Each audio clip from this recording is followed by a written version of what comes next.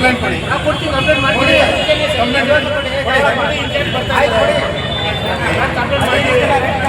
ಬರ್ಕೊಡ್ತೀವಿ.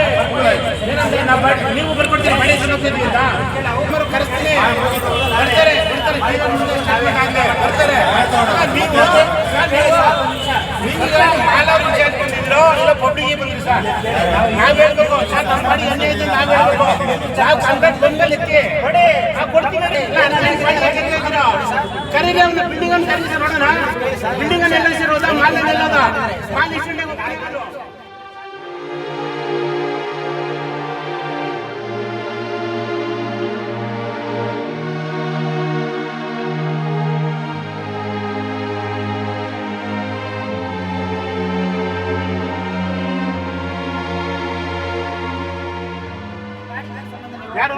ನಮ್ಮ ತಮ್ಮರಿಗೂ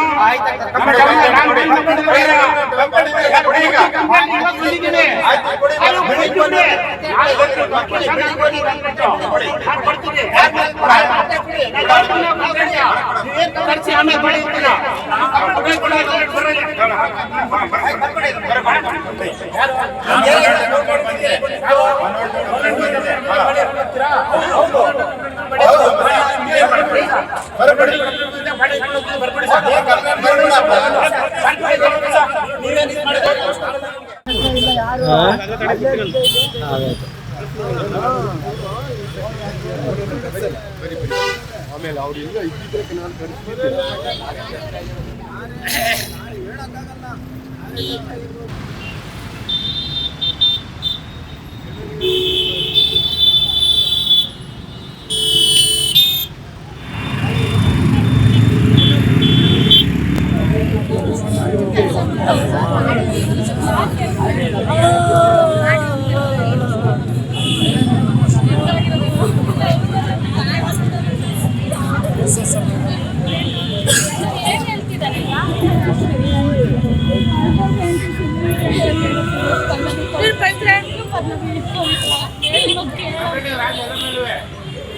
ಏನಾದ್ರು body ಎತ್ತೋಣ, body ಎತ್ಕೊಂಡು ಹೋಗ್ತೀವಿ. ಸುತ್ತಲಾಗಿ ಎಲ್ಲ ತಲೆ ಸುಸ್ಕೊತೀವಿ, ಎಲ್ಲ ಮನೆಗೆ ಹೋಗ್ತೀವಿ. ಯಾರು ಇರ್ತಾರೆ ಇಲ್ಲಿ? ಅವನು ಬರಲ್ಲ, ಬಿಲ್ಡಿಂಗ್ ಅವನು ಬರಲ್ಲ, ಮಾಲನು ಬರಲ್ಲ, ಯಾರು ಬರಲ್ಲ, ಸೆಕ್ರೆಟರಿ ಬರಲ್ಲ. ನಾಳೆ ಯಾರು ಜವಾಬ್ದಾರಿ ಇದಕ್ಕೆ? ಈ ಬಾಡಿಗೆ ರೆಸ್ಪಾನ್ಸಿಬಲ್. ಈಗ ಬಾಡಿ ಎತ್ತಿದ ಇಲ್ಲಿಂದ ರೋಡಿಂದ ಬಾಡಿ ಎತ್ತಿದ ಮೇಲೆ ಇದಕ್ಕೆ ರೆಸ್ಪಾನ್ಸಿಬಲ್ ಯಾರು? ಜವಾಬ್ದಾರಿ ಅವರೇ ಎತ್ಕೊಂಡು ಹೋಗ್ತಾರದ ಡಿಪಾರ್ಟ್ಮೆಂಟ್ ನೀವೇ ಅಲ್ಲ ಸರ್. ನಮ್ಗೆ ಅನ್ಯಾಯ ಆಗಿದೆ ಅಂತ ನಾವು ರೋಡಲ್ಲಿ ಕಂಪ್ಲೇಂಟ್ ಕೊಡಿ. ನಾವು ಕೊಡ್ತೀವಿ, ಕಂಪ್ಲೇಂಟ್ ಮಾಡ್ತೀವಿ.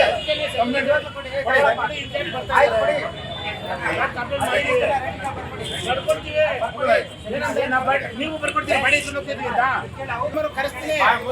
ಬರ್ತಾರೆ ಬರ್ತಾರೆ. ನೀವು ಮಾಲ್ ಬಂದಿದ್ರು ಇಲ್ಲ ಪಬ್ಲಿಗೆ ಬಂದ್ರಿ ಸರ್, ನಾವ್ ಹೇಳ್ಬೇಕು ಸರ್, ನಮ್ಮ ಮಾಡಿ ಅನ್ಯಾಯ ಇದೆ ನಾವ್ ಹೇಳ್ಬೇಕು. ನಾವು ಕಾಂಟ್ರಾಕ್ಟ್ ಬಂದ್ಮೇಲೆ ಎತ್ತಿ ಕೊಡ್ತೀವಿ. ಕರೀರಿ ಅವ್ನ ಬಿಲ್ಡಿಂಗ್ ಅನ್ನು ಕರೀರಿ ಸರ್, ನೋಡೋಣ ಬಿಲ್ಡಿಂಗ್ ಅನ್ನು ಎಲ್ಲ ಸೇರೋದ ಮಾಲ್ ಎಲ್ಲದ ಮಾಲ್ ಎಷ್ಟು ಗಂಟೆಗೆ ಓಪನ್ ಆಗೋದು ಸರ್? ಮಾಲ್ ಎಷ್ಟು ಗಂಟೆಗೆ ಓಪನ್ ಆಗೋದು? ನಮ್ಮ ತಮ್ಮರಿಗೂ ಕಂಪ್ಲೇಂಟ್ ಇವಾಗ ಬಂದಿದ್ದೀವಿ.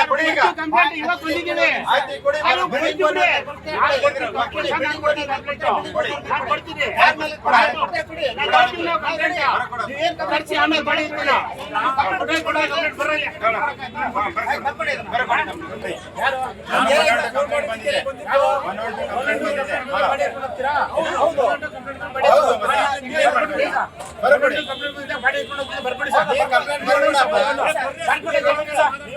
ಸಂಜೆ 6 ಗಂಟೆಗೆ ಸರ್.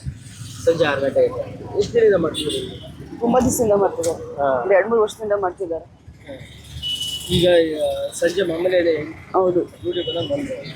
ಏನಾಗಿದೆ ಏನಾಗಿದೆ ಗೊತ್ತಿಲ್ಲ ಸರ್. ಗೇಟ್ ಬಿದ್ದಿದೆ ಅಂತಿದ್ದಾರೆ, ಬಟ್ ಇವಾಗ ಗಾಡಿ ಗುದ್ಕೊಂಡು ಹೋಗಿ ಡ್ರೈವರ್ ಬಂದು ಹಂಗೆ ಮಲ್ಸ್ಬಿಟ್ಟು ಹೋಗಿದ್ದಾರೆ ಅಂತ ಹೇಳ್ತಿದ್ದಾರೆ.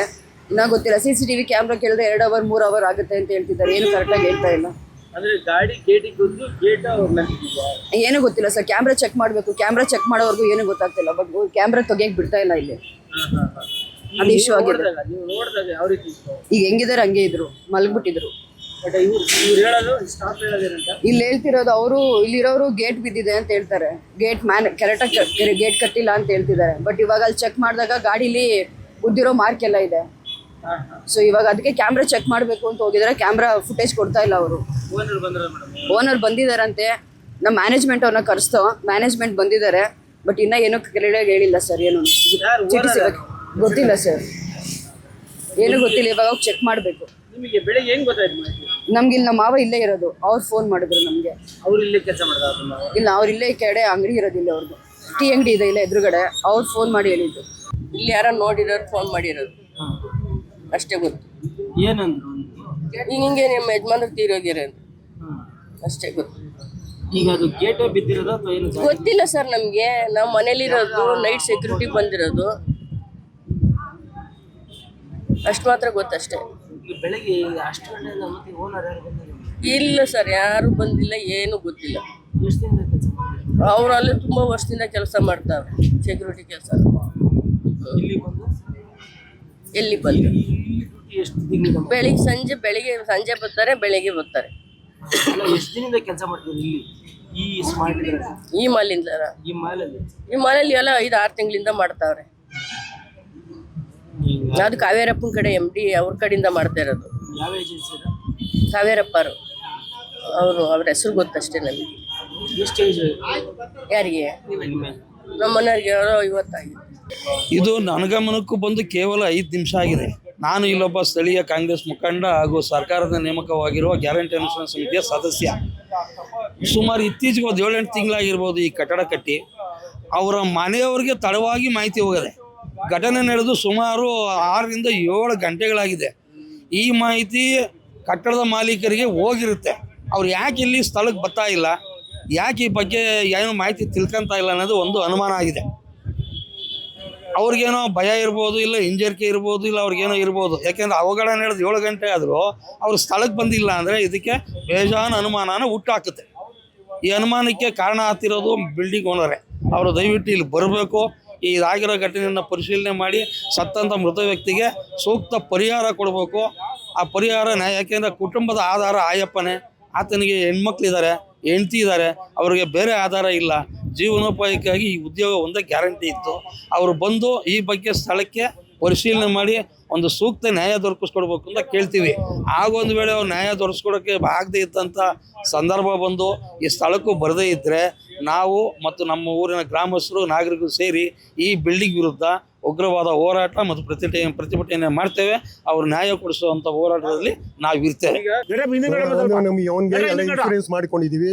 ಅವನ ಸೆಕ್ಯೂರಿಟಿ ಎಲ್ಲ ಏನಿದೆ ಅವ್ರ ಫ್ಯಾಮಿಲಿಗೆ ವಿತ್ ಎಲ್ಲರೂ ಕೊಡ್ತಾ ಇದ್ದೀವಿ. ಅವ್ರಿಗೆ ವಿತ್ ಅವ್ರಿಗೆ ಪೆನ್ಷನ್ ಬರ್ತದೆ. ಯಾರಿಗೆ? ಫ್ಯಾಮಿಲಿಗೆ, ಮಗಳಿಗೂ ಒಂದು ಸ್ವಲ್ಪ ಇದಕ್ಕೆ ಪೆನ್ಷನ್ ಬರ್ತದೆ. ಮದುವೆ ಆದವ್ರಿಗೂ ಕೊಡಲ್ಲ, ಮದುವೆ ಆಗದವ್ರಿಗೂ ಕೊಡ್ತಾರೆ. ಗೌರ್ಮೆಂಟ್ ಇದರಿಂದ ಎಲ್ಲ ಬರ್ತದೆ. ಅವ್ರಿಗೆ ಏನಿದೆ ಬೆನಿಫಿಟ್ಸ್ ಎಲ್ಲ ನಾವು ನಮ್ಮ ಕಂಪನಿಯಿಂದ ಏನೆಲ್ಲ ಆಗ್ತದೆ ಬೆನಿಫಿಟ್ಸ್ ಎಲ್ಲ ಅವ್ರಿಗೆ ನಾವು ಕೊಡ್ತಾ ಇದ್ದೀವಿ. ಏನು ಸ್ಕೀಮ್ ಅದು? ಪೆನ್ಷನ್ ಎಲ್ಲ ಬರೋದು? ಪೆನ್ಷನ್ ಬರೋದು ಅವರು ಡೆತ್ ಆಕ್ಸಿಡೆಂಟ್ ಕೇಸ್ಗೆ ಪೆನ್ಷನ್ ಸ್ಕೀಮ್ ಬರ್ತದೆ. ಸೂರಿಟಿ ಮೇಲೆ. ಹೌದು, ಹೌದೌದು, ಎಲ್ಲರಿಗೂ ಇದೆ. ಈಗ ಅದು ಬರ್ತದೆ. ಮತ್ತೆ ನಿಮ್ಮ ಇದರಿಂದ ಏನಾದ್ರು ಪರಿಹಾರ? ಅದನ್ನ ನಮ್ಮ ಪರಿಹಾರ ಅಂದ್ರೆ ಅದನ್ನೇ ನಾವು ಸಂಬಳದಲ್ಲಿ ಅವ್ನು ಕೊಡ್ತಾ ಇದೀವಲ್ಲ, ಸಂಬಳ ಕೊಡ್ತಾ ಇದೀವಿ ಅವನಿಗೆ. ಹೌದು, ಡೆತ್ ಕಾಂಪನ್ಸೇಷನ್ ಏನಿದೆ ನಿಮ್ಮ ಸೆಕ್ಯೂರಿಟಿ ಏಜೆನ್ಸಿಯಿಂದ ನಾನೊಂದು 10-20 ಸಾವಿರ ಕೊಡ್ತೀವಿ ಸರ್. 20 ಸಾವಿರ ಕೊಡ್ತೀವಿ ಸರ್. 20 ಸಾವಿರಕ್ಕೆ ಕೊಡ್ತೀವಿ ಸರ್. ಆಮೇಲೆ ನಮ್ದೆಲ್ಲ ನಮ್ದು ಫಿ ಎಫ್ ಇಂದೆಲ್ಲ ಒಂದು ಕಮ್ಮಿ ಅಂದ್ರೆ ಒಂದು 10 ಲಕ್ಷ ಬರ್ತದೆ ಸರ್ ಅವ್ರಿಗೆ. ಅದು ನಾನು ಮಾಡಿಸ್ಕೊಡ್ತಾ ಇದ್ದೀನಿ ಸರ್. ಅನ್ಎಕ್ಸೆಪ್ಟೆಡ್ ಆಯಿತು. ನಾನು 10,000 ರೂಪಾಯಿ ನಾನು ಕೊಡ್ತಾ ಇದ್ದೀನಿ. ನಾನು ಅವ್ರಿಗೆ ನಾನು ಕೊಡ್ತಾ ಇದ್ದೀನಿ. ನಿಮ್ ಸೆಕ್ಯೂರಿಟಿ ಏಜೆನ್ಸಿ 10,000 ರೂಪಾಯಿ ನಿಮ್ ಸೆಕ್ಯೂರಿಟಿ ಏಜೆನ್ಸಿ 10,000 ಕೊಡ್ತಾರೆ. 10,000 ಕೊಡ್ತೀವಿ. ಉಳಿದಂಗೆ ಅವ್ರ ಇನ್ಶೂರೆನ್ಸ್ ಏನಾಯ್ತು ಎಲ್ಲ ಕ್ಲಿಯರ್ ಮಾಡಿದ್ವಿ ಸರ್. ಹೌದು. ನಿಮ್ಮ ಹೆಸರು ಹೇಳಿ? ಕಾವೇರಪ್ಪ ಅಂತ. ಏನ್ ಏಜೆನ್ಸಿ ಇದು? ಕಾವೇರಪ್ಪ ಏನ್ ಮಾತಾಡ್ತೀನಿ? ಯಾರ ಹತ್ರ ಮಾತಾಡ್ತೀಯ? ಅಲ್ಲೋಗಿ ಬಡಿ ಹತ್ರ ಮಾತಾಡ್ತೀಯ? ಡಿಲೈಟ್ ಅಂತ ಹೇಳ್ಕೊಂಡು ಡಿಲೈಟ್. ಹೌದು.